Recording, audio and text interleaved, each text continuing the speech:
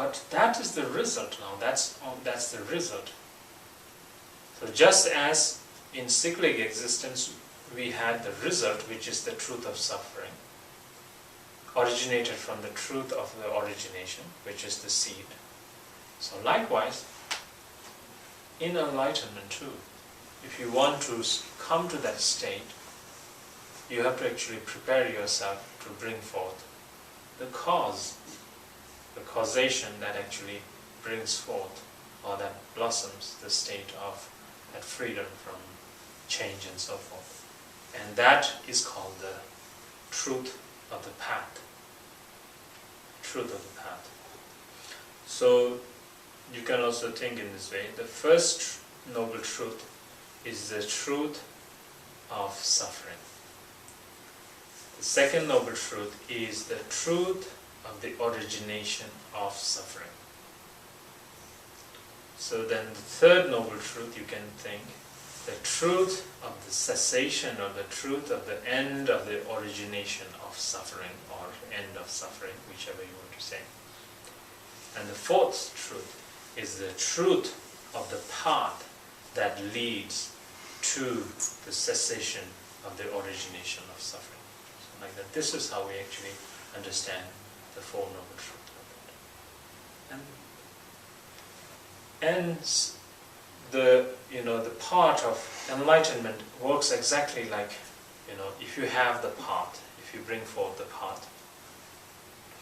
In the context of the path, there are four categories. There are Eightfold Noble Path and so forth like that. So you could also, Eightfold Noble Path would be more too advanced, because Eightfold Noble Path are also kept in accordance to post-meditation. So we could just talk in general the four paths. The first path is called the path of preparation. Path of preparation is actually like weeding out or preparing ourselves to set ourselves into. Now first we have to actually prepare. If we were setting ourselves into destination, to a destination, let's say. So to prepare is to actually peel off or leave things that we don't necessarily have to carry on this journey. So there are many things that we don't actually need to go onto this journey. So those are more like our negative or afflictive emotions that we actually need to drop. So our habits, that are certain habits that we actually, so that is the first part, is the preparation, which is more like weeding out the field. So weeds are not necessary, are not required when we need to do the plantation. So the preparation is things that we don't really need in our journey has to be actually left and casted away, or left away. And then second comes the path of, which is called the path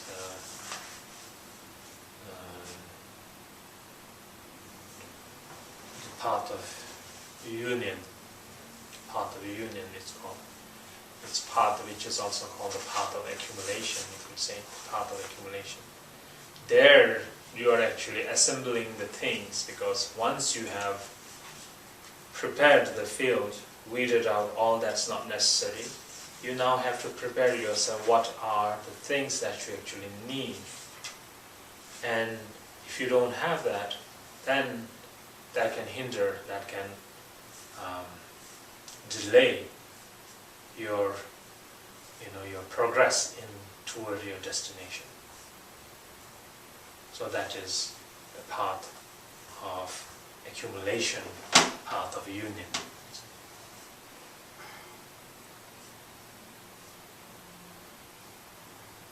So, and then on top of that one, hence now you're setting forth your journey, you're heading actually, and within that you actually start to have certain experience. You start to develop experience like that. And the third path is called the path of seeing. the path of seeing, meaning the path you actually now see the reality. You actually start to see the truth. You actually start to see this is no ordinary path. This is the path. When you have come to this state, you've actually seen the eyelessness. You have actually seen the eyelessness. A person, a practitioner, or a meditator, or one who sets onto this journey and has come to this path of seeing has actually seen the eyelessness.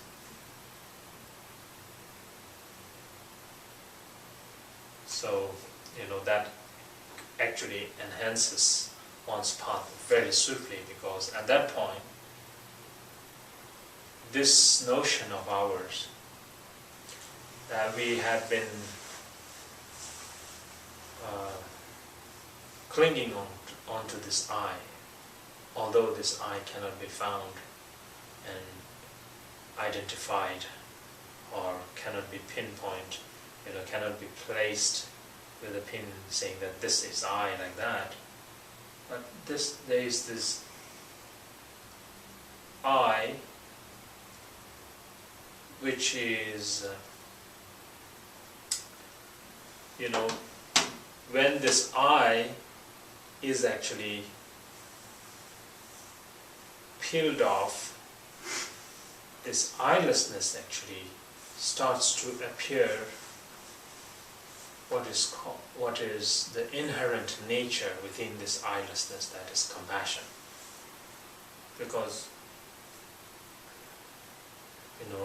I is what actually we solidify ourselves, and then this is what actually we think, how do I say that, this is what we actually identify ourselves or isolate ourselves.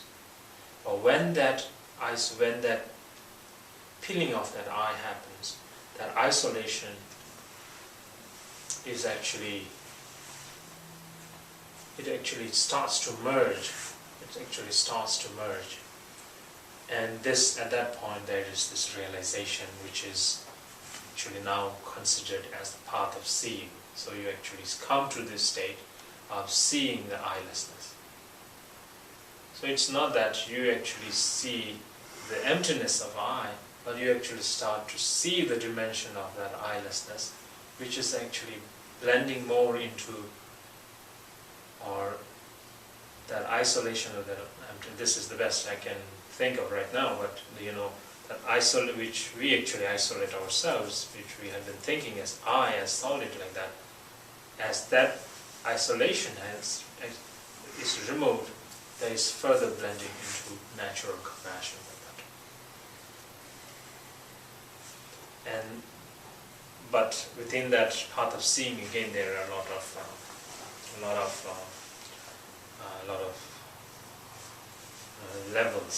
levels of.